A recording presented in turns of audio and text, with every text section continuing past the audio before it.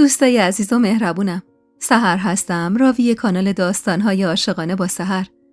ممنون میشم با سابسکرایب کردن و به اشتراک گذاشتن ویدیوها به ما انرژی بدید. بعد از اون اتفاق اما حس می‌کردم نفرت گلنسا نسبت به من بیشتر و بیشتر شده بود. جوری که حتی جرئت نمی‌کردم از کنارش رد بشم یا تنها باهاش توی اتاق باشم. نگاهش پر از خشم بود، پر از نفرت و حس انتقام. طوری که وقتی نگاهش به نگاهم گره می‌خورد 4 ستون بدنم می‌لرزید. به دستور بیبی، مهجبین و مهری عین سایه همه جا دنبالم می‌اومدن که مبادا اون زن منو تنها جای گیر بیاره.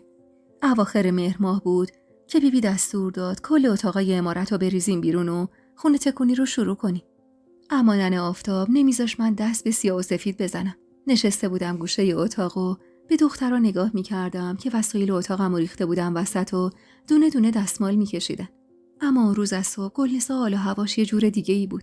همش لبخند به لب داشت و جوری خوشحال بود که انگار نه انگار اون بلاها سرش اومده. اگه بخوام راستشو بگم از حال خوبش اضطراب گرفته بودم و دلشوره عجیبی به جونم افتاده بود.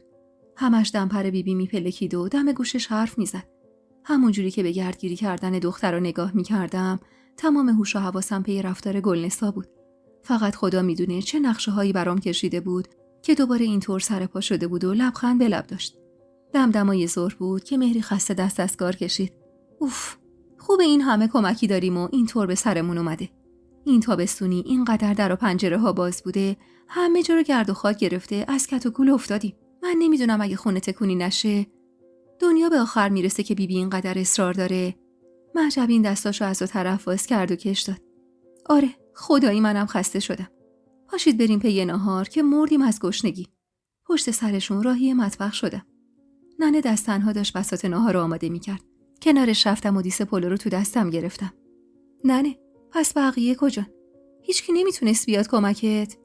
لبخندی به روم زد که باعث شد چروکای گوشه چشمش بیشتر بشه. دورت بگردم ننه. دستت درد نکنه. اونا هم دستشون به خونه تکونی بنده. فکر کنم دیگه رسیده باشم به اتاق مهجبین خاتون. مهجبین شاکی پاشو زمین کوبید. ای بابا، من که بهشون گفتم بذارن خودم بیام واسه اتاقم. حالا همه دارا ندارم و میندازن تو گونی میره. بیا دختر، بیا اینو بگیر، کم غر بزن. الان مردا میرسن. کمک حال دیارا خاتون باش، بساط سفره رو ببرین مهمون خونه. فقط نذار چیز سنگین بلند کنه. دیس پلو به دست پشت سر مهری و مهجبین راهی مهمون خونه شدم. مهری سفره بزرگی وسط اتاق پهن کرد و مهجبین دونه دونه کاسه های ماست و سبدای سبزی رو وسطش گذاشت. هنوز دیس پلو توی دستام بود که صدای داد و هوار بیبی نصرت به گوشم رسید. هر ستاییمون با شنیدن صداش دست از کار کشیدیم. اولش فکر می‌کردم دوباره با گلنسا دعوا شده. ولی وقتی میونه داد و هوارش اسم خودم رو شنیدم، قلبم واسه لحظاتی از کار افتاد. طولی نکشید که بیبی با صورت برزخی تو چارچوب در مهمون خونه ظاهر شد. نگاهم که بهش افتاد روح از تنم رفت و دیس پلو از دستم ول شد روی زمین و 1000 تیکه شد. درست دیده بودم. کفشای پاشنه بلندم تو دستاش بود. خیلی سخته توی یه لحظه زندگی زیر و رو بشه. خیلی درد داره که کاخ آرزوهات توی چشم هم زدنی روی سر تاوار بشه. باورم نمیشد عمر خوشی من انقدر کوتاه باشه. مگه من چه گناهی کرده بودم که نباید یه روز خوش تو زندگی میدیدم؟ چشمامو از ترس و خجالت روی هم گذاشتم. روی اینو نداشتم که بهش نگاه کنم. بیبی همون جور که گریه میکرد داد زد. خدا ازت نگذره دختر. پس همه حرفایی که راجبت میزدن راست بود. بی آبرومون کردی.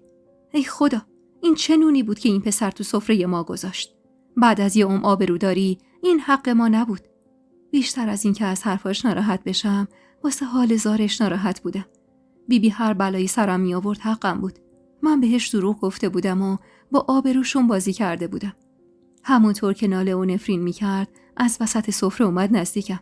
حالشون قدر خراب بود که هیچ توجهی به کاسه بشقابای زیر پاش نمیکرد. نزدیک اومد و گیسمو از پشت توی چنگش گرفت. از درد چشمامو رو هم فشار دادم. صداش که موقع حرف زدن میلرزید، دلمو به درد آورد. سنگ رو یخم کردی دختر. آبرومونو بردی. سرمو تکونی داد و دوباره فریاد زد. دیگه حرفی بزن. چرا لالمونی گرفتی؟ دفاع کن از خودت. بنال بگو دروغه.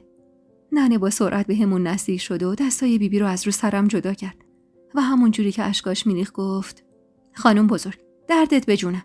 دختر آبستنه. خدا رو خوش نمیاد کتکش بزنی.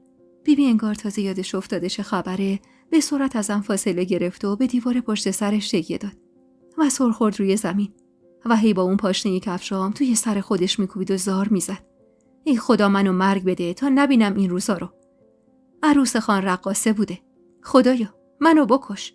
این بی صحابا رو پاش میکرده، واسه مردای نامحرم قر میداده.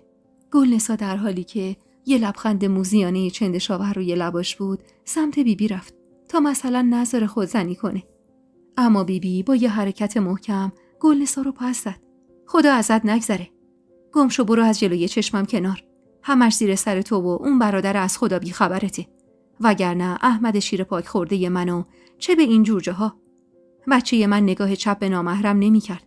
چه برسه که بخواد بره کاباره. دهنم عین زهر تلخ شده بود و سرم گیج می رفت. ننه دستشو دور کمرم حلقه کرده بود که مبادا پس بیفتم. اون روز فکر می کردم اون لحظه بدترین لحظه زندگیمه. اما خبر نداشتم که دنیا بدتر از ایناشم واسم خواب دیده. مهمون خونه توی بدترین شرایط ممکن بود که تیمور خان و بقیه مردا از راه رسیدن. وقتی گلنسا تون شروع کرد شرح واقعه دادن، دلم میخواست زمین دهن باز کنه و منو ببلعه برم توش. نگاه هیز و چندش جمال، نگاه عصبی و چشمای به خون نشسته تیمور خان، نگاه خجالت زده و متعجب علی، از همه بدتر نگاه غمزده احمدم روی تن نحیفم سنگینی میکرد. وقتی خان دو دستی توی سر خودش کوبید، پاهام یاری نکرد و سریدم روی زمین و نشستم رو زانوهام. احمد دستای خان رو تو دستش گرفته بود و با صدای لرزون میگفت: آقا جون، به خدا اونجوری که میگن نیست. دیارا فقط میرقصید. 1 ماه هم نبود که رفته بود سر کار که من پیداش کردم. خان یهو یقه احمد رو تو چنگش گرفت و داد زد: تو کی اینقدر بی غیرت شدی؟ هان؟ کی؟ شک دارم خون من تو رگای تو جریان داشته باشه. بیبی همون جور که بی حال گوشه ی اتاق افتاده بود نالید: بچه‌مو چیز خورش کرده. به والله که چیز خورش کرده. جمال که مشخص بود از شکستی که احمد توی زندگیش خورده حسابی سر کیفه پرید وسط بحث. حالا که هنوز اتفاقی نیفتاده، تا بیشتر از این دیر نشده، بکنید این دندون لقو بندازیدش بره بیرون. طلاقش بدید بره. بند دلم از حرفش پاره شد. من بدون احمد تق می‌کردم. دنیا بدون احمد واسه من حتی ارزش یه لحظه نفس کشیدن رو نداشت. احمد همه زندگی من بود. عشق من بود. چطور میتونستم ازش جداشم؟ محجبی نشکاشو با پشت دستش پاک کرد. خان داداش، چی داری میگی؟ دیارا آبستنه. جمال با همون نگاه هیز و چندشش زل زد بهم.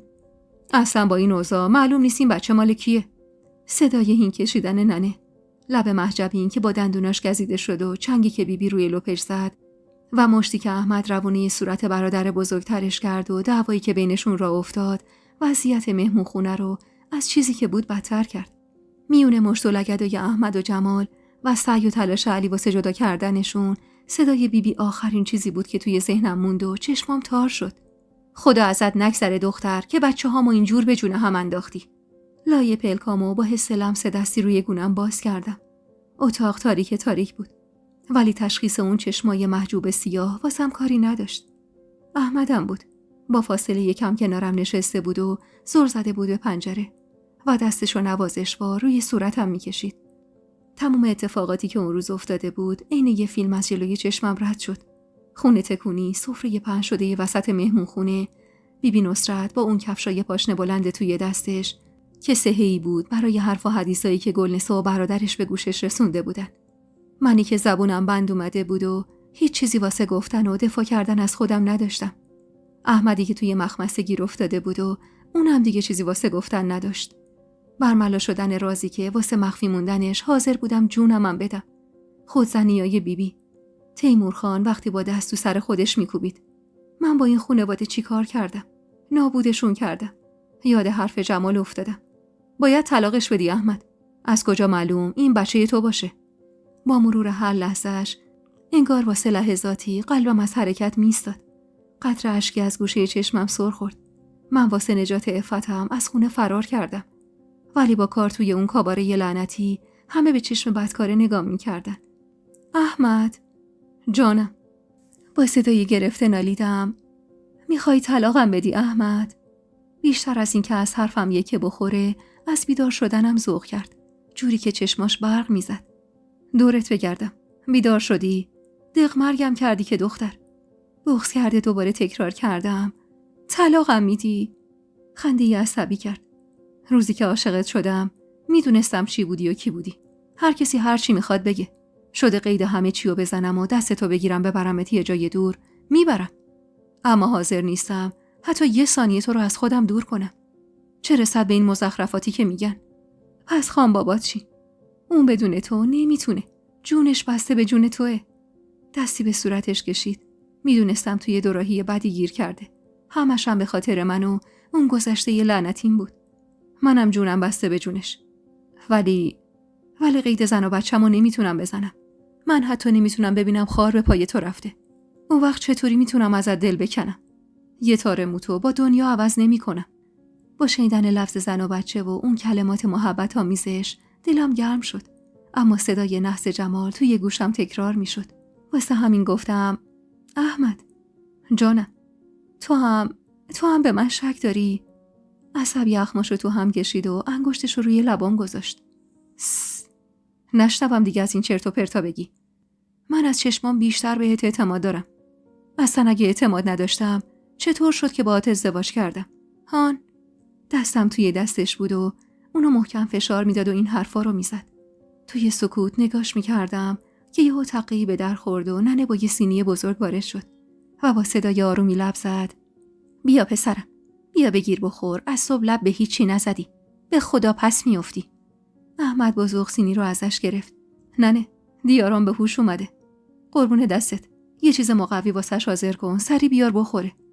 نگاه ننه که روی صورتم افتاد، از شدت شرم حس کردم گر گرفتم. حتی توی اون تاریکی هم میتونستم غم و غصه توی چشماشو حس کنم. ننه واسه به هوش اومدنم هیچ ذوقی نکرد و بی صدا رفت بیرون. تو دلم 1000 بار به خودم لعنت فرستادم که چطور از کفشام غافل شدم. چطور یادم رفته بود اونا رو از پشت گنجه اتاق محجبین بردارم و بدم تا احمد یه جایی گم و گورشون کنه. هرچند با وجود گلنسا نیازی به اون کفشم نبود. اون هر طور شده بود در پی انتقام بود. فقط کفشای من کارو براش آسون‌تر کرده بود. سند و مدرک حی و حاضری بود برای صحت حرفاش. شاید بدون اون کفشا خیلی زمان می‌برد تا بتونه حرفشو ثابت کنه. نمیدونم. هرچی که بود من خطاکار بودم و داشتم تاوانشو پس میدادم. احمد تونتون شروع کرد تریز کردن نون توی آبگوشتش. بعدم سریع قاشقشو پر کرد و جلوی دهنم گرفت. باز کن دهنتو عزیز من. باز کن که از صبح تا حالا هیچی نخوردی دلربای من. سعی کردم بغضمو که این یه سیب گنده توی گلوم گیر کرده بود قورت بدم. اما نمیشد. نمیتونستم. با این مهربونیای احمدم بیشتر شرمندش میشدم. عین بچه‌های لجباز 4 ساله سرمو کج کردم و لبامو به هم چسبوندم. که یهو گفت دیارا، بچه بازی در نیار. هیچی نخوردی. به فکر خودت نیستی، به فکر من باش. دق کردم تا چشماتو باز کنی. اصلا اون بچه چه گناهی کرده؟ باز کن دهن قشنگ تو. ازش خجالت کشیدم. از اینکه به خاطر من اینقدر اذیت میشد. خجالت زده دهنمو باز کردم و به زور بغضمو همراه غذا قورت دادم. تقریبا غذامون تموم شده بود که ننه با 1 کاسه آبگوشت توی دستش اومد اتاقمون. ببخشید دیر شد. خانم بزرگ تو مطبخ بودن، نمیشد. دیدم که احمد واسه چشم ابرو اومد و ننه باقی حرفشو خورد. فهمیدن این که بیبی نصرت اجازه نمیداد واسم غذا بیاره اصلا کار سختی نبود. حقم داشت. از فردا چجوری میخواستن سرشونو توی ده بلند کنن. اگه به خاطر بچه‌ای توی شکمم نبود، همون شب از اون عمارت میرفتم. شاید احمد یه مدت دنبالم میگشت، ولی بالاخره یه روز کوتاه میومد و بیخیال میشد. درست زندگی بدون احمد مثل زندگی بدون نفس کشیدن برام مثل جهنم بود. ولی نمیتونستم بشینم و نگاه کنم که چجوری داره زجر میکشه. تو مرام کدوم عاشقی هست که معشوقش رو زجر بده؟ که من میخواستم دومیش باشم. 1 هفته از اون روز نحس میگذشت و من تمام مدت تو اتاقمون بودم. احمد اما ناهار و شامش رو می آورد توی اتاق تا با هم بخوریم. یادم اولین باری که خان بابا متوجه شد که احمد قصد داره ناهارش رو کنار من بخوره، چنان دعوایی را انداخت محشر کبرا. اما احمد خوب بلد بود خان بابا رو راضی کنه. نقطه ضعف اون بچه‌ی توی شکمم بود و فقط به خاطر اون کوتاه اومده بود.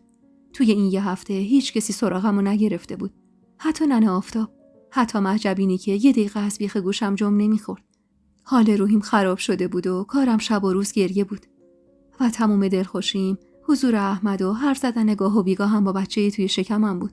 احمد وقتی دید حالم روز به روز داره بدتر میشه، پیشنهاد داد اون روز عصر بریم اطراف روستا و چرخی بزنیم. ذوق زده از پیشنهادش استقبال کردم. آخه یه هفته بود که فقط واسه مستراح از اتاقم بیرون میرفتم و بس. البته همونم فقط به حضور احمد جرأتشو داشتم.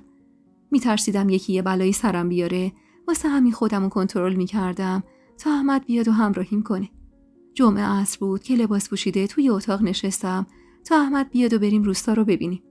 لباس قرمزی تنم کردم و شالمو که دیگه حال خوب یاد گرفته بودم چطور ببندم روی سرم پیچیدم. اما لباسم واسم حسابی گشاد شده بود. به جای اینکه چاق شده باشم، حسابی گوشت تنم آب رفته بود. احمد وقتی دید بعد از چند روز لبخند کمجونی روی لبمه، خوشحال شد. با ذوق سمتم اومد و در آغوشم کشید. و بعد از کلی قربون صدقه رفتن و بوسیدن و نوازش کردنم، دستمو گرفت و با هم از اتاق زدیم بیرون. همش تو دلم دعا می‌کردم با کسی توی راه رو روبرو نشیم. ولی مگه چند بار تا الان دعاها مستجاب شده بود که این بار دومش باشه. وقتی صدای بیبی نصرت رو از پشت سرمون شنیدم، چشمامو رو هم گذاشتم و دست احمد رو ول کردم. کجا به سلامتی؟ احمد با حرص دوباره دستمو تو دستش گرفت. با اجازهتون میبرمش توی ده یه چرخی بزنیم. پوستی تو این ماتم کده. چی؟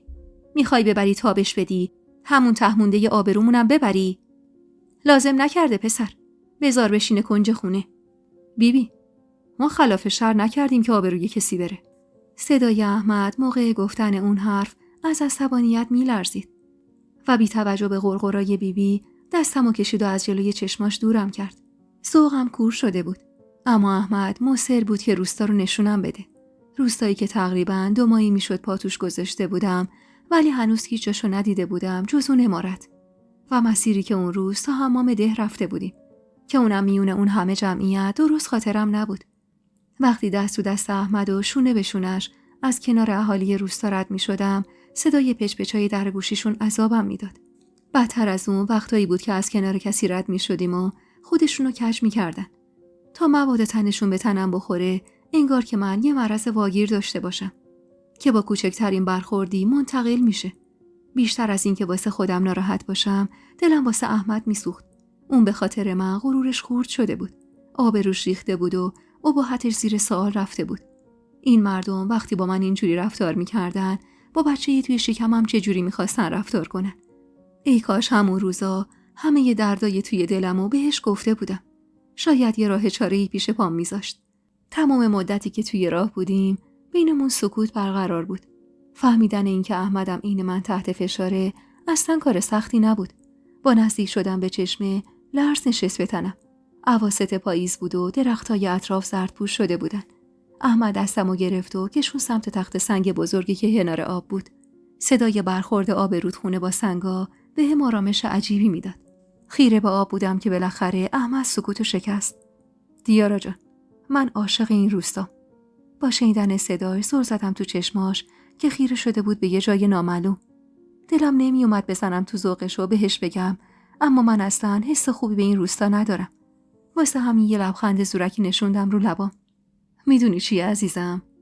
با اینکه شهر رفتم و اونجا درس خوندم و چند سال بودم، اما برعکس همه همسن و سالام دلم نمیخواد از اینجا برم. دوست دارم بچه‌هامم تو همین روستای آب و اجدادیم بزرگ بشن.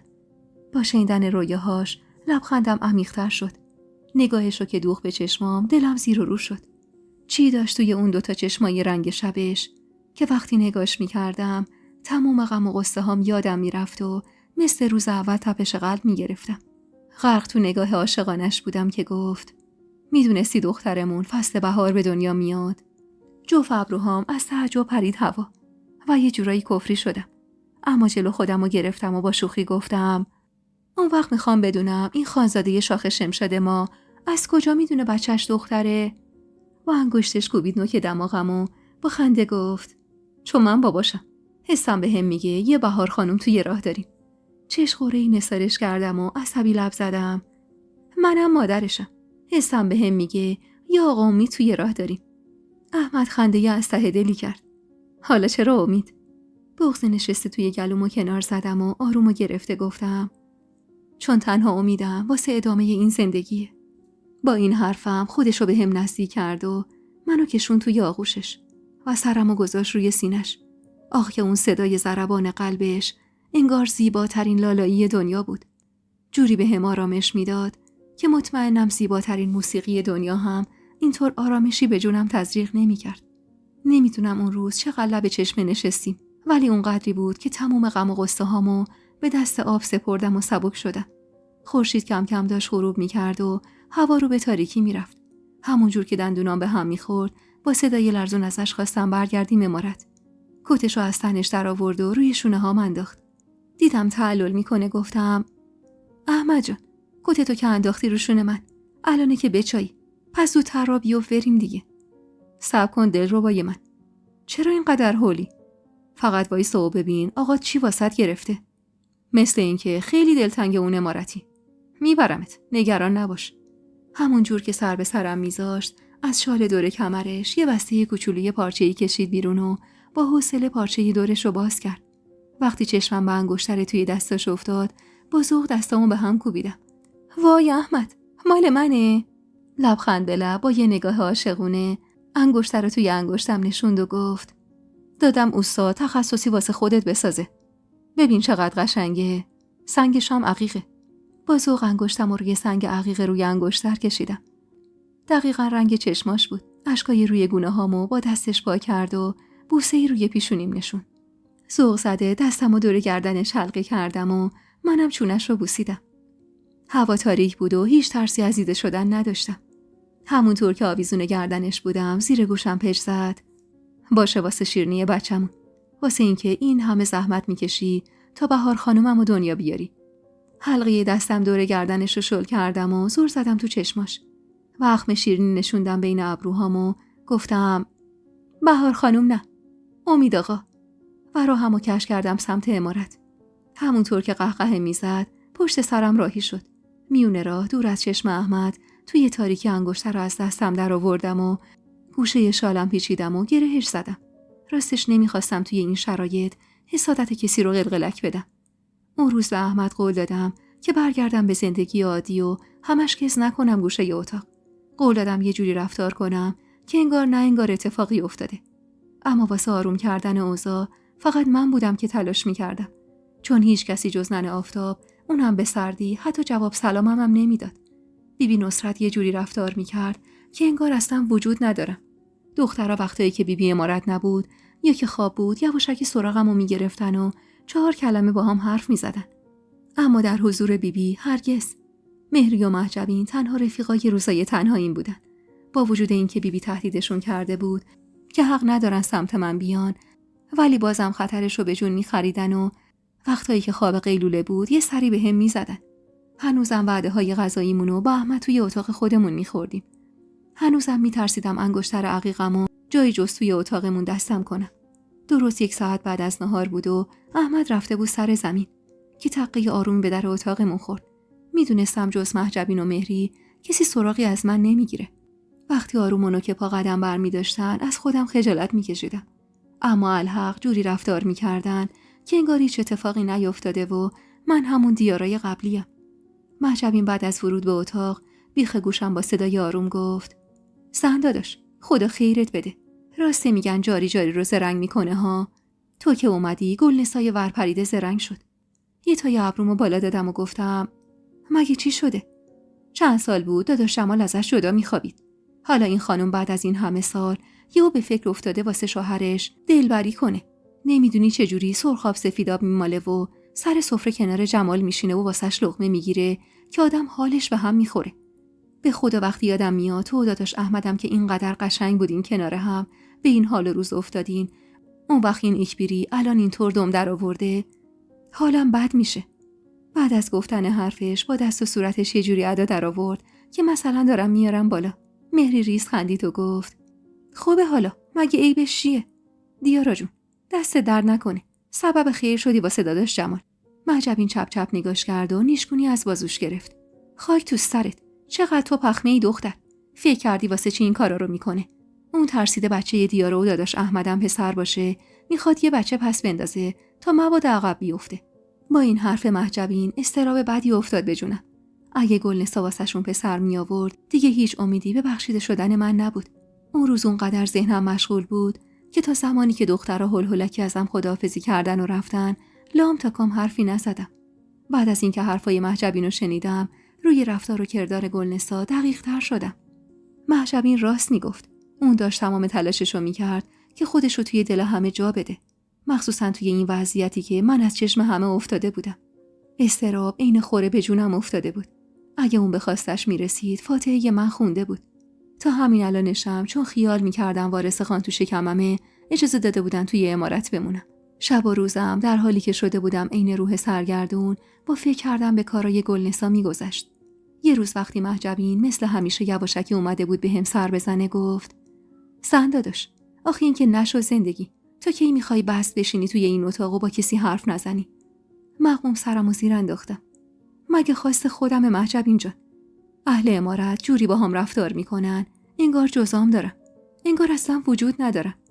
محجبین دستمو توی دستش گرفت و مهربون لب زد: نمیگم خواسته خودته، میگم یه تلاشی بکن خودتو بهشون نزدیک کن. تو الان هم بهترین موقعیتو داری هم بدترینو، پس باید ازش استفاده کنی. گیج و گنگ نگاش کردم که کلافه سری تکون داد. ببین زن داداش، تو الان آبستنی و این واسه خان بابا خیلی مهمه. میتونیم از این موضوع استفاده کنیم تا همه تو رو ببخشن و کوتاه بیان. دیگه داره میشه 1 ماه که چپیدی توی این اتاق. به خدا با این وضع بچت هم ناقص العقل میشه. ناراحت بین 2 انگشتم و گاز گرفتم و گفتم: خدا نکنه محجبین، این چه حرفیه؟ ببین جونم، خدا نکنه و اینا همش حرفه. باید یه تکونی به خودت بدی، یه کاری بکنی. نباید اجازه بدی زندگی داغون بشه. اصلا مگه چی کار کردی؟ داداشم که از روز اول میدونسته و آگاهانه تو رو آورده تو این خونه. وقتی اون تو رو قبول کرده و مشکلی با این موضوع نداشته، بقیه هم باید تو رو قبول کنن. مستحسن گفتم: خب چی کار کنم؟ بعد از کمی مکث انگشت اشاره‌ش رو به گیجگاهش زد و با ذوق گفت: ببین من یه نقشه توپ دارم که حتم دارم میگیره، ولی نباید گیجبازی در بیاری یا. با ذوقش منم سر ذوق اومدم. چه نقشه‌ای؟ بگو. ببین دیارا، فردا صبح وقتی همه مردا رفتن خودتو بزن به حال بدی. بگو در دارم و چند تایی هم لکه دیدم. خب من با ماما هماهنگ میکنم و بهش پول میدم تا وقتی خبرش کردم بیاد معاینت کنه بگه از اضطراب و نگرانیه و جون بچه در خطره. با دقت به حرفاش گوش میکردم. محجبین 1 سالم از من کوچیک‌تر بود، ولی اونقدر عاقل و باهوش بود که از خودم شرمم شد. فهمیدی چی گفتم زن داداش؟ باید خیلی خوب نقش بازی کنی تا مبادا کسی شک کنه. به خدا اگه خوب بازی کنی قول میدم از فردا همه رفتارشون باهات درست بشه. آب دهنمو با ترس قورت دادم و گفتم: اگه بفهمن همش کلکه چی؟ آخه از کجا بفهمن؟ تو نمیخواد نگران اونش باشی. فقط حواستو خوب جمع کن و درست نقشتو بازی کن. باشه؟ گفتم باشه، اما اون شب از اضطراب کاری که میخواستیم بکنیم تا خود صبح چش روی هم نذاشتم. همش تو رخت خواب از این پهلو به اون پهلو میشدم. جوری که احمد متوجه شد. چی شده عزیزم؟ درد داری؟ مشکلی داری؟ چرا نمیخوابی و اینقدر پهلو به پهلو میشی؟ گرسنت نیست؟ از اینکه احمد رو همزابه را کرده بودم از خودم شرمم میشد. اما واسه اینکه شک نکنه گفتم: نمیدونم چرا خوابم نمیبره عزیزم. شاید گرسنمه. احمد پا شد و از اتاق بیرون رفت. و لحظاتی بعد با یه سینی پر از خوراکی وارد اتاق شد. از اضطراب حتی اشتهامم کور شده بود، ولی واسه خاطر اینکه احمد رو ناراحت نکنم و به چیزی شک نکنه کمی از خوراکی‌ها خوردم. صبح بعد از خوردن صبحونه وقتی احمد رو راهی کردم زیر لب بسم اللهی گفتم و سینی که از دیشب توی اتاق مونده بود و برداشتم و راهی مطبخ شدم. اما با خالی بودن مطبخ تیرم به سنگ خورد. سینی رو روی سکو گذاشتم و برگشتم سمت راه رو که صداشون از توی اتاق قالی شنیدم. معمولا بعد از ناشتایی میشستم پای دار قالی. خودم رو به اتاق نزدیک کردم و دستم رو روی شکمم گذاشتم و زیر لب گفتم: خدایا منو ببخش، همش به خاطر بچه‌ای توی شکممه. و بعدش سعی کردم با صدایی که به گوششون برسه و همینطور لرزون و پردرد باشه شروع کنم به فریاد زدن: ننه آفتاب کجایی؟ به دادم برس. دیگه رسیده بودم تو آستانه در اتاق که نگاه همشون چرخیده بود سمت در. ننه آفتاب وقتی نگاهش بهم افتاد هول زده از جا پرید. خدا منو مرگ بده. چی شده؟ ننه درد دارم. چند تا لکه هم دیدم. میترسم بچه‌م چیزی شده باشه. با گفتن جمله آخر اشکام سرازیر شد. صورت نگران مهری پشت سر ننه حواسمو پرت میکرد. ننه آفتاب با نگرانی دستمو توی دستش گرفت و به کمک زینب سمت اتاقم برد. مهجبین هول و دستپاچه دوی سمت در و همونجوری بلند داد زد. ننه تو مراقبش باش، من میرم ماما خبر کنم. تا ننه اومد بگه کجا، مهجبین از جلوی چشممون ناپدید شده بود. با رفتنش اما استرس و نگرانی من بیشتر شد. جوری که حس می‌کردم دردم واقعی شده. به دقیقه نکشید که بیبی هم نگران توی اتاقم ظاهر شد. صورت اخموش حالا مملو از اضطراب و نگرانی بود. چی شده؟ چه خبر عمارت رو سرتون گذاشتین؟ ننه همونجوری که کنارم نشسته بود و اشک میریخت و روی زانوش میزد گفت خانم جان بدبخت شدیم. چقدر بهتون گفتم این دختر نباید تنها بمونه، خدا قهرش میگیره. بفرما. انقدر چپی تو این دخمه که آل اومد هواش. حالا جواب آقا رو چی بدیم؟ خدا منو مرگ بده که ازش غافل شده بودم. حال بد ننه عذاب وجدان انداخت به جونم. صورتمو کشیده بودم تو هم و چنگ میزدم به شکمم و عین مار به خودم میپیچیدم. جوری که انگار واقعا درد داشتم. بیبی که از ترس چشماش نمدار شده بود اومد کنارم و دستش رو روی پیشونیم گذاشت. از ترس تمام تنم یخ بسته بود و لبام خشک شده بود. دست دیگه‌ش رو گذاشت روی شکمم و فشار کمی وارد کرد که با تمام توانم جیغ زدم. ترسیده دستش رو پس کشید و با صدای لرزون گفت خدا به دادمون برسه. اگه چیزیش بشه جواب احمد رو چی بدم؟ جواب خان رو چی بدم؟ نیم ساعتی طول کشید تا بالاخره مهجبین همراه ماما رسید. توی اون نیم ساعت اما من 1000 بار مردم و زنده شدم. همه توی اتاقم جمع شده بودن و بیبی با دلنگرانی طول و عرض اتاق رو طی می‌کرد. گلنسا به دیوار اتاق تکیه کرده بود و تک تک اعضای صورتش می‌خندید. حقیق مهری اما بیشتر از همه روی اعصابم بود. اگه دیروز موقع خواب قیلوله بیبی همراه مهجبین اومده بود تو اتاقم، الان از همه چی خبر داشت و اینطور اشک نمیریخت و دلش نمیسوخت. اما خب اون دیدار مخفیانه عاشقانه با علی ته باغو ترجیح داده بود. وقتی ماما رسید با تشر همه رو از اتاق بیرون کرد جز ننه و بیبی. خب دختر دامن تو بزن بالا ببینم. بعد از اینکه ماما جلوی چشم ننه و بیبی معاینم کرد با اخمای در هم ازم فاصله گرفت و رو کرد سمت بیبی. بیبی این یعنی عروس خانه؟ از استرس تمام تنم یخ بسته بود و میلرزید. چشمامو روی هم فشار دادم و سرمو روی بالش گذاشتم. مامای پیر اونقدر عصبی بود که خودمم یه آن شک کردم نکنه واقعا اتفاقی واسه بچم افتاده. اینجوری عروسداری میکنی خانم بزرگ؟ تو که تو خوبی زبون زد بودی. اینطورم که نقل دهن مردم بود. این دختر سوگلی امارتتون بود. پس چی شد؟ دختر رنگ برو نداره. جون تو بدنش نیست. قیافش عین میت میمونه. همینجوری پیش بره بچه نمیمونه. از من گفتن. ننه آفتاب چنگی به لپ چروکش زد. خدا نکنه زری ماما. نزن این حرفو. زبونتو گاز بگیر. این بچه چشم و چراغ این امارته. کمکاری از من بوده. از این به بعد بیشتر حواسمو جمع میکنم. تو دستت خوبه.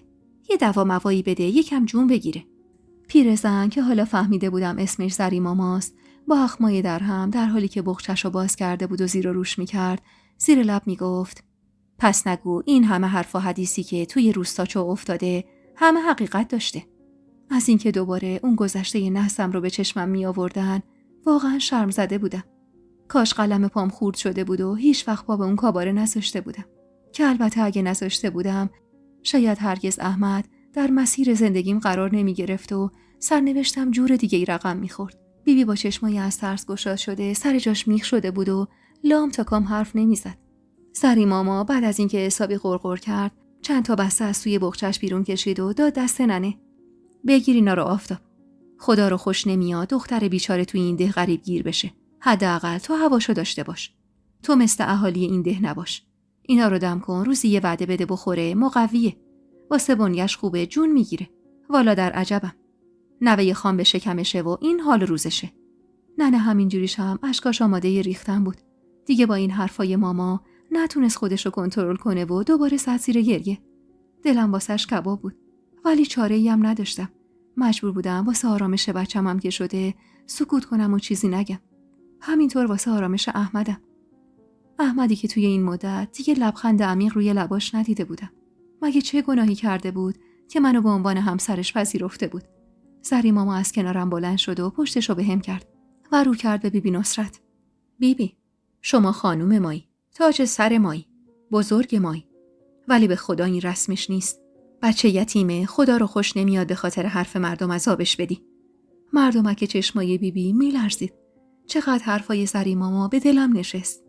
زری ماما با دستش ضربه‌ای به قلبش زد و اشاره کرد به بیبی. حرفای مردمو بذار کنار. به چیزی که اینجات میگه گوش کن. بیبی اما حتی یک کلمه هم جواب زری ماما رو نداد. فقط یک کیسه پول از توی جیب جیلقش بیرون کشید و سمتش گرفت که زری ماما با ناراحتی دستشو پس زد و از عمارت رفت. بعد از رفتن زری ماما، ننه عین فرفره از جا پرید و همون جوری که سمت در میرفت زیر لب گفت: برم زودتر یه چیزی حاضر کنم بدم این بچه بخوره جون بگیره. ای خدا، جواب احمد خانو چی بدم؟ با رفتن جو اتاق از چیزی که بود سنگین تر شد. بیبی با اخمایی در هم نگاه میکرد. با ترس نگاهمو ازش گرفتم و دوختم به دیوار روبروم. زیر نگاهش داشتم عذاب میکشیدم و تو دلم دعا میکردم هر چه زودتر از اتاقم بره تا بتونم یه نفس راحت بکشم. عروس، ازم انتظار نداشته باش با این حرفای زری ماما بشم همون بیبی سابق و چش روی خطاهات ببندم. اتفاقایی که افتاده، حرفایی که پشت سرمون میزنن، کم چیزی نیستن که بخوام یه شبه ببخشمت. اصلا شاید اگه این بچه نبود تو هم الان اینجا نبودی. با حرفاش دوباره بغض نشست توی گلوم. از اینکه بعد از این همه نقش بازی کردن و استراب تیرمون به سنگ خورده بود کفری بودم. میبخشمت، ولی تا ابد ازت دلچرکینم. بعد از گفتن این حرف همون جوری که نم اشکاشو با گوشه شالش پاک میکرد از اتاق رفت بیرون. بهش حق میدادم. من همون روزی که نگاه اهالی دهو به خودم دیدم به بیبی حق دادم که منو نبخشه. مردم ده به این راحتی ها با همچین چیزی راه نمی اومدن. علل خصوص که من عروس خانشون و خانزاده‌ای که در آینده قرار بود جایگزین خانشون بشه شده بودم. سرم روی زانوم گذاشتم و حقیق گریه هم کل اتاقو پر کرد. نمیدونم چقدر از رفتن بیبی گذشته بود که میونه گریه ها مهجبین و مهری در نزده اومدن توی اتاق. زن داداش، چت شده؟ چرا گریه میکنی؟ با صورت خیس زور زدم بهش و بغض کرده گفتم: بیبی گفت بخشیدمت، اما تا ابد دلم باهات صاف نمیشه. مهجبین دستش رو روی دستم گذاشت. واسه این گریه میکنی؟ گفتم نکنه لو رفته نقشمونو زری ماما خرابکاری کرده. نمیخواد بشینی آبغوره بگیری. من بیبیمو بهتر از همه میشناسم. کم کم دلش به رحم میاد. فقط یه تلنگر لازم داشت. ولی لامصب خودمونی. چقدر نقشتو خوب بازی کردی یا؟ یهو مهری گیج نگامون کرد و گفت: چی؟ مگه نقش بازی میکرد؟ مهجبین چشخوره‌ای نثارش کرد و با انگشتش به سرش اشاره کرد. به خدا که توی این کله جای عقل کاهه. کاه. اون روز ننه عین پروانه دورم میچرخید و هر دقیقه مش آجیل تو دهنم میذاشت. دوباره شده بود همون ننه آفتاب همیشگی و من دوباره بوی مهر مادریشو حس میکردم. حتی نمیذاش پامو از رخت خواب بیرون بذارم. جوری که واسه دست به آب رفتنم به یک راه راضی میشد از خونه برم بیرون. دلم نمیخواستی که تو رخت خواب بمونم. چون اینجوری وقتی احمد برمیگشت از همه جریانا با خبر میشد. اما خب زورم به ننه نمیرسید. وقتی هم زیاد بهش اصرار میکردم رو ترش میکرد و با اخم و تخم میگفت یه دنده و لجواز نباش. بخواب تو جات، بذار جون بگیری. ظهر وقتی احمد رسید امارت و منو اونجوری توی رخت خواب دید، رنگش عین گچ دیوار شد. چی شده دیارا؟ چت شده؟ خجالت زده سرمو زیر انداختم. دلم نمیخواست بهش دروغ بگم، اما کاری بود که شده بود. ننه لیوان دمنوشو نزدیک دهنم گرفت و رو کرد به احمد. نترس پسرم، به خیر گذشت. یکم درد داشت، زری ماما اومد معاینش کرد. حالا هم بهتره. فقط گفت ضعیف شده، باید هواشو بیشتر داشته باشیم. صورت نگران و ناراحت احمد چنگ مینداخت به دلم. عذاب وجدانی که افتاده بود به جونم باعث شد هرچی فوش بلد باشم توی دلم نثار مهجبین کنم با این نقشه کشیدناش. وقتی ننه رفت، احمد با صورتی گرفته کنارم نشست و دستشو روی دستم گذاشت. ببخشید عزیز دلم. ببخشید که نتونستم روی قولم باشم و این چشما همیشه غمدار و خیسه. دستای مردونشو به لبام نزدیک کردم و بوسه‌ای روش نشوندم. این حرفو نزن احمد جان. من کنار تو خوشبخت‌ترین زن عالمم. حتی توی سخت‌ترین روزا. یهو نمیدونم چی شد که گفت: انگشترت کو پس؟ چرا دستت نیست؟ از بس همه چی تو هم پیچیده بود یادم رفته بود موقع اومدنش دستم کنم. هول و دستپاچه دستشو ول کردم. هیچی عزیزم. اینها اینجاست. همیشه پیشمه. فقط میترسم خراب بشه. بعضی وقتا درش میارم. گوشه شالمو بالا کشیدم و نشونش دادم. جایی که همیشه میذاشتمش. اخماشو تو هم کشید و گره شالمو باز کرد. دیوونه شدی؟ آخه مگه طلا خراب میشه؟ من گرفتم تا همیشه دستت باشه. دیگه نبینم درش بیاری یا؟ انگشتر رو توی انگشتم نشوند و بوسه‌ای روی دست و بعدم پیشونیم زد. موقع نهار که شد، مهجبین با عجله به در اتاقمون کوبید و با صدایی که از ذوق میلرزید داد زد: داداش احمد، خان بابا دستور دادن بیاید مهمون خونه نهار بخورید. اشک شوقی که از گوشه چشمم چکید روی گونم و پاک کردم و با لبخند به احمد نگاه کردم که چشماش ستاره بارون بود. نقشه مهجبین حسابی جواب داده بود. بعد از مدت‌ها توی مهمون خونه دور هم نهار می‌خوردیم. درست نگاه‌های سنگین جمال عذابم میداد، اما توجه و مهربونی خان بابا که دوباره نصیبم شده بود، یه آرامشی تو دلم میریخت که حد و حساب نداشت. باورم نمیشد همه چیز داره خوب پیش میره. اون روز اونقدر ننه از صبح آجیل و مغز و خوراکی به خوردم داده بود که میلم به غذا نمیکشید و همینجوری با غذام بازی میکردم. دیارا بابا جان، چرا نمیخوری؟ نکنه خدایی نکرده حالت بده دوباره. سرمو بلند کردم و نگاهمو دوختم به تیمور خان که با چشمای نگرانش زل زده بود بهم. وقتی وارد مهمون خونه شده بودیم، خودش ازم خواسته بود کنارش بشینم و من اون لحظه فقط 2 بال کم داشتم واسه پرواز کردن. خجالت زده از رفتار مهربونش سرمو زیر انداختم. نه خان بابا، ننه اونقدر خوراکی به خوردم داده معده‌ام پر شده اشتها ندارم. دختر، ادا اصول در نیار و درست و حسابی بشین غذاتو بخور. ناسلامتی قرار وارث تیمور خانو به دنیا بیاری. پسرم باید جسم و جون درست درمون داشته باشه. اینو گفت و لقمه نون توی چنگش گرفت و تیکه‌ای از اون ماهیچه پخته شده رو لاش گذاشت و تابش داد و سمتم گرفت. بیا بابا جان، باز کن دهنتو. نمیدونستم از اینکه بچه‌ای توی شکمم و پسر خطاب کرده بود ناراحت باشم یا از اینکه اینطور مهربون لقمه واسم گرفته بود و می‌خواست دهنم بذاره. با شرم و خجالت لقمه رو از دستش گرفتم و توی لپم چپوندم. از توجهش اما ته دلم قنداب میشد. خدا میدونه چند سال بود که دلم پرپر میزد واسه یه ذره مهر پدری. هر چقدرم که میدونستم این مهر و محبت خان بابا واسه خاطر پسر احتمالی تو شکممه، اما بازم به مزاقم خوش میومد و کیف میکردم. لقمه خان بابا رو تو دهنم مزه میکردم. انگار از بهشت اومده بود اونقدر که خوشمزه بود. با گذشت چندین سال هنوزم مزه‌اش زیر زبونمه. همه توی سکوت غذاشونو میخوردن و جز صدای برخورد قاشق با بشقاب هیچ چیز دیگه‌ای شنیده نمیشد. از ترس عکس‌العمل بقیه به رفتار بابا خان جرئت نداشتم سرمو از روی بشقاب بلند کنم و همونجور سر به زیر مشغول بازی کردن و هر از گاهی چند لقمه غذا خوردن بودم که صدای مهجبین سکوتو شکست. زن داداش، چه انگشتر خوشگلی دستت کردی. هدیه خان داداشمه. حتما چش روشنی خریده واسه تو راهیت. درسته؟ وحشت زده به مهجبینی که اون سر سفره نشسته بود و با خنده بهم چشمک میزد نگاه کردم. این دختر انگار تنش درد میکرد واسه دردسر. نمیدونستم باید چی جوابشو بدم.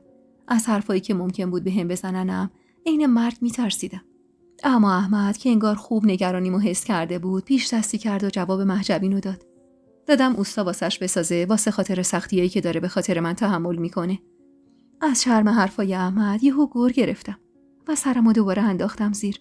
خان بابا پاسخ چند ضربه‌ای پشت کمر احمد کوبید. حقا که به سر خودمی. عاشقی کردن تو خونته. متعجب نگاهمو دوختم به بیبی نصرت که اون طرف خان بابا نشسته بود و با لبخند به احمد نگاه میکرد. یعنی خان بابا عاشق بیبی نصرت بوده؟ پس واسه همین بود که هیچ وقت ندیده بودم بهش بی‌احترامی کنه یا حتی صداشو واسش بلند کنه. لبخندم با پی بردن به عشق بابا خان و بیبی پررنگ‌تر شد که یهو صدای گلنسا توی گوشم زنگ خورد. خوبه والا. 2 شکم زاییدم، یکی نیومد بهم بگه خرت به چند. تازه ما ننه بابا داشتیم و معلوم بود از کجا اومدیم. حالا خانوم با 1000 ننگ و بی‌آبرویی اومده نشسته بر دلمون، واسش لقمه میگیرن و انگشتر هدیه میدن. خوبه حالا معلوم نیست اون بچه‌ای توی شکمش مال کیه. دادی که یهو خان بابا سرش کشید باعث شد با ترس سر جام تکونی بخورم. عروس، حرف دهنتو مزه کن. بفهم چی داری میگی. تو عمارت من سر سفره نون و نمک من نشستی و داری درباره ناموس من چرند میگی؟ هیچ از روی من خجالت نمیکشی؟ حیا رو خوردی، آبرو رو قی کردی؟ همش زیر سر این جمال بی غیرته که تو اونقدر زبون دراز شدی. یه بار دیگه از این چرندیات بشنفم، جلو پلاستون رو میندازم رو کولتون و پرتتون میکنم بیرون از این عمارت. باورم نمیشد این بابا خان باشه که اینطور به طرفداری از من در اومده باشه. با حرفاش اما سکوتی بینمون نشست که حتی جرأت نفس کشیدنم نداشتیم. جمال عصبی از سر سفره بلند شد و بازوی گلنسا رو تو چنگش گرفت. آدمت میکنم.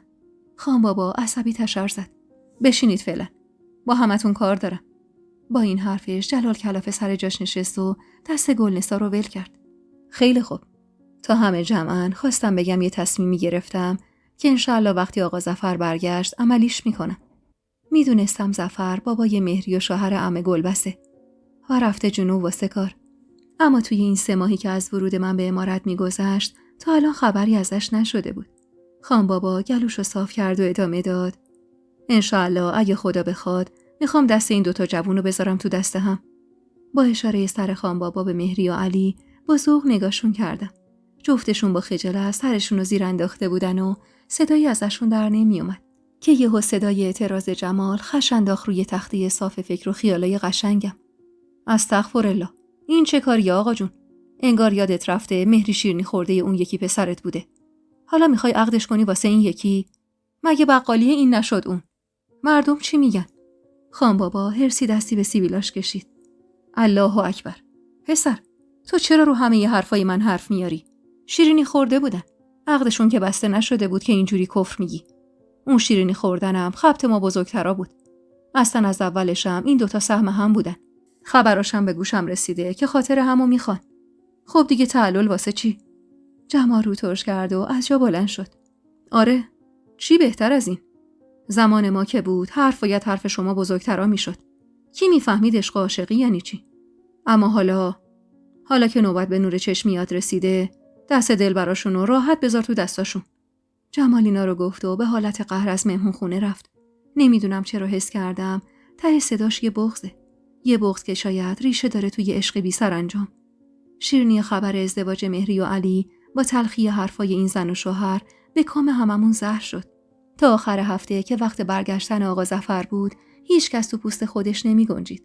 عمه خانوم سر اسبا نمیشناخت و با عجله رو بالشیای جهیزیه مهری رو گلدوزی میکرد. خان بابا گفته بود ایشالا تا عید نوروز مراسمشون رو برگزار میکنیم و دستشون تو دست هم میذاریم. حالا هوای خوب دوباره مهمون عمارت شده بود و من بیشتر از هر کسی از این موضوع لذت میبردم.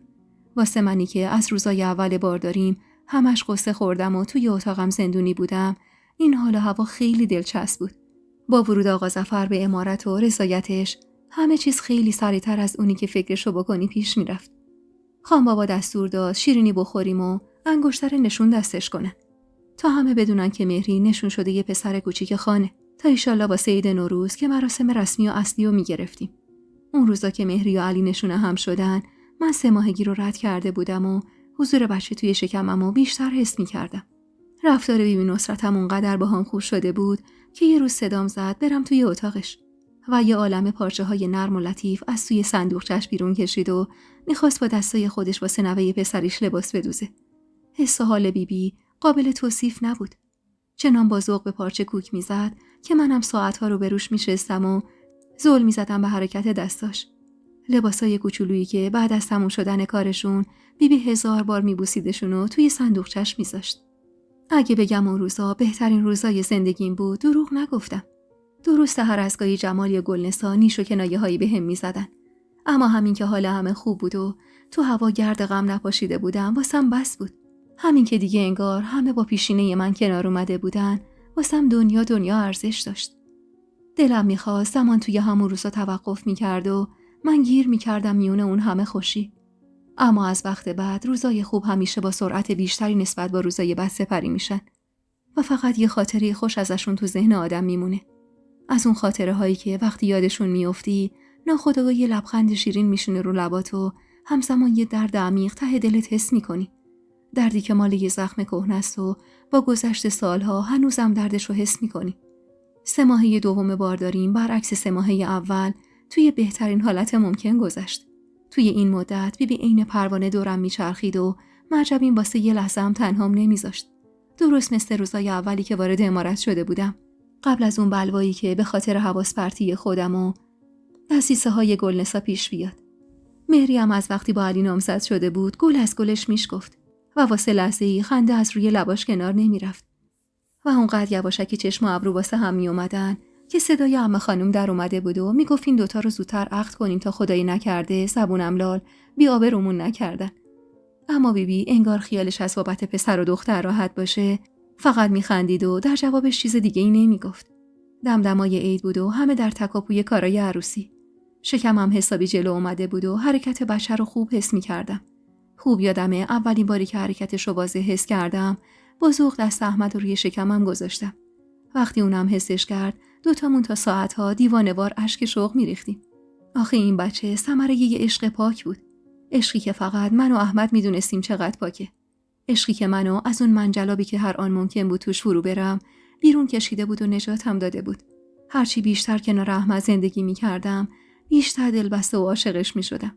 هرچی بیشتر کنار احمد زندگی میکردم بیشتر عاشقش میشدم و هر روز نسبت به روز قبل بیشتر بهش وابسته میشدم. جوری که نفسم به نفسش بند بود و حتی تصور این که یه روز بخواد ازم دور بشه واسم دردناک بود.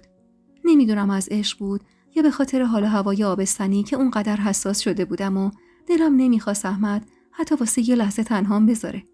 احمدم که خوب حالمو درک میکرد کمتر از وقتای عادی میرفت سر زمین و اکثرا توی خونه کنارم میمون. روزا توی باغ پشتی عمارت دست تو دست هم قدم میزدیم و شبا تا صبح پا به پام بیدار میموند و از رویاهاش میگفت. از دختر توی رویاهاش میگفت که درست شبیه من بوده با موهای بلند حالتدار و چشمای سیاهو کشیده. منم از پسر رویاهام میگفتم که درست شبیه اون بوده با یه جفت چشم سیاه رنگ شب. از روزایی میگفتم که با اولین نگاه عاشقش شده بودم و جالب اینجا بود که اونم دقیقاً همین حسو داشته. هر شبم سر این که بچه‌مون دختر یا پسر تو سر و کله هم میزدیم و حسابی کلکل میکردیم. تا آخر من به حالت قهر رو برمیگردوندم ازش و اون کوتاه میومد و نازمو میخرید و تسلیم میشد. راستش کل ماجرا این نبود که من واسه خاطر وارث شدنش دلم بخواد پسر بشه. بخشش برمیگشت به چیزایی که تو دلم بود. درد و غمی که من داشتم این بود که دلم نمیخواست که دختر داشته باشم که این خودم بشه. دختری که بعدها تو سرش بزنن بگن مادرت رقاصه بوده و اون از ترس حرف مردم تو سری خور بار بیاد. درست این منی که مادرم رقاصه نبود، اما به خاطر شرایط زندگیم تو سری خور بار اومده بودم و از همه میترسیدم. اواخر 6 ماهگی بودم و عمارت توی شلوغ‌ترین روزاش به سر میبرد. بیبی دوباره بلقیس خاتون رو خبر کرده بود واسه آوردن پارچه و دوختن لباس. شکمم برآمده شده بود و با لباس محلی خیلی اذیت میشدم.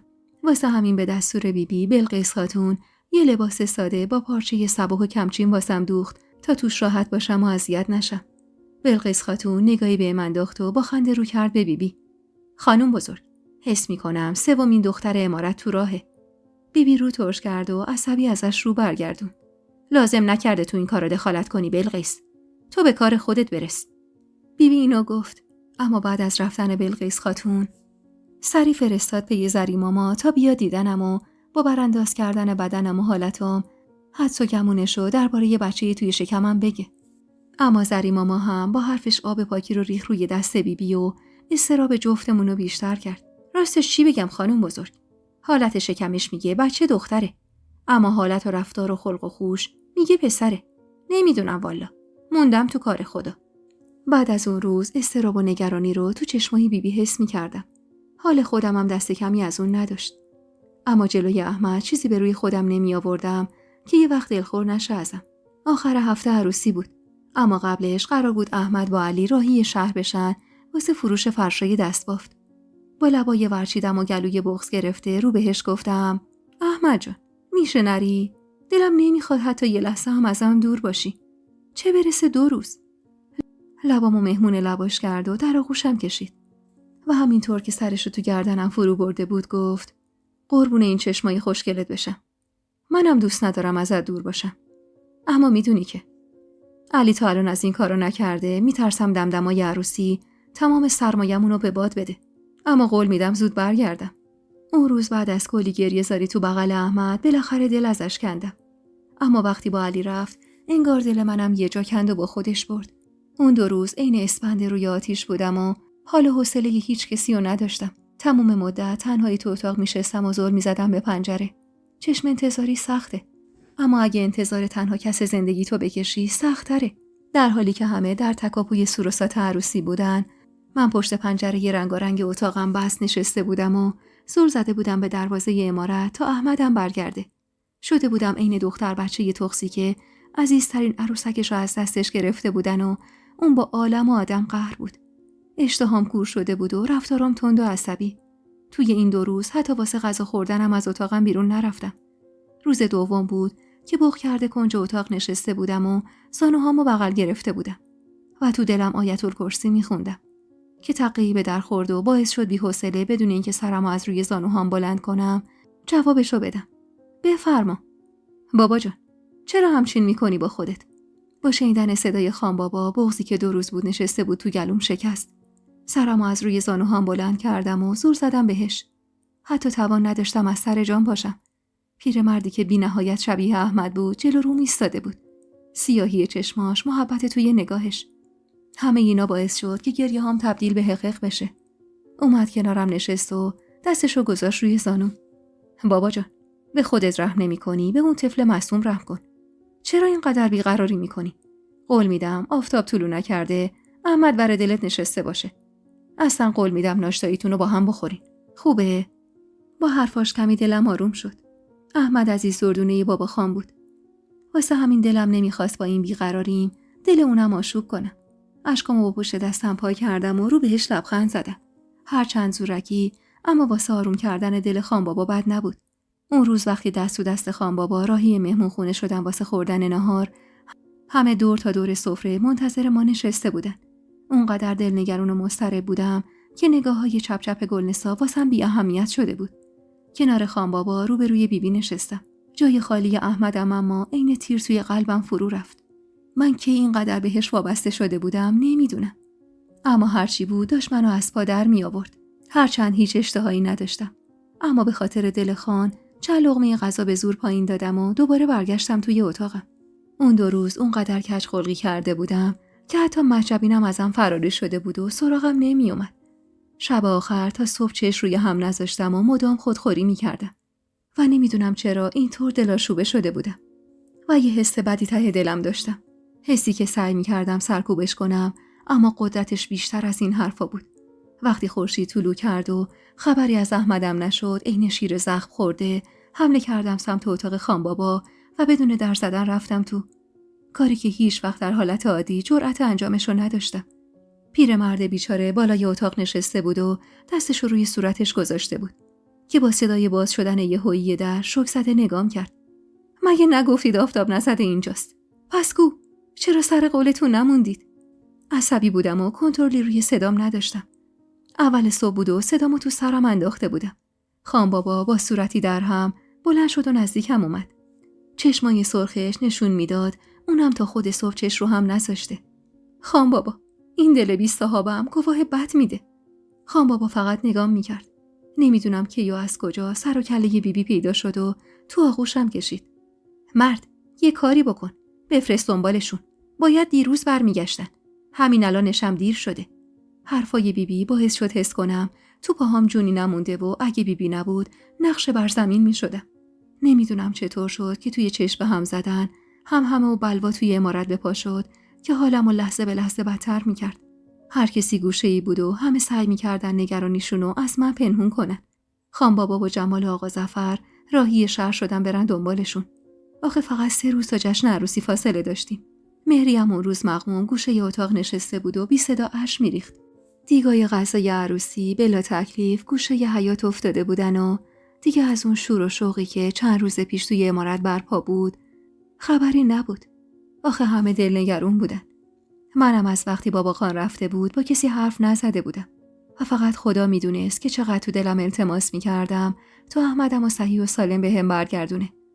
طبق معمول اون چند وقت پشت پنجره نشسته بودم و زور زده بودم به بساط عروسی که زیر بارون مونده بود. صندوقای میوه‌ای که زیر بارون مونده بودن و هیچ کسی دل و دماغ نداشت به دادشون برسه. صدای شرشر بارون آرامش بخش بود واسم. دستم رو روی شکمم کشیدم و گفتم امید من، نگران نباش مامان. خدا ما رو دوست داره. نمیذاره تنها بمونیم. بابا رو به همون برمیگردونه. من میدونم.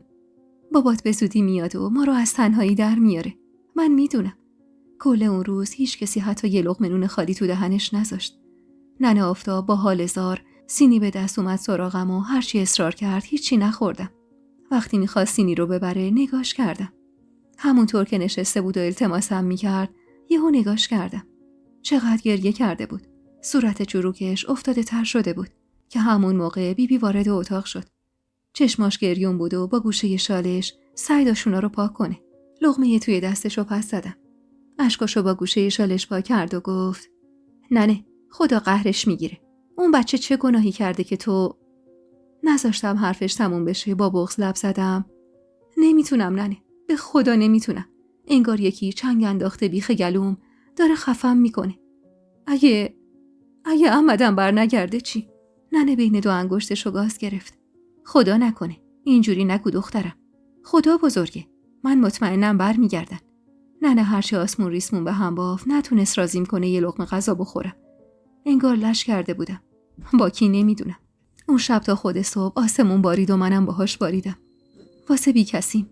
واسه این که بدون احمدم تو این دنیا هیچ کسی رو نداشتم. اون شب تا خود صبح آسمون بارید به حال دل بی کس من. منی که تو این دنیا جز احمدم هیچ کسی رو نداشتم. نمیدونم که چشمام گرم خواب شده بود که یهو با صدای وحشتناکی از خواب پریدم. وحشت زده دویدم سمت پنجره و چشم انداختم تو حیاط تا ببینم چه خبره. دوستای عزیز و مهربونم، یک دنیا ممنونم که تا پایان این قسمت همراه هم بودید و خوشحال میشم اگه نظراتتون رو در مورد این قسمت توی کامنت ها با ما به اشتراک بذارید.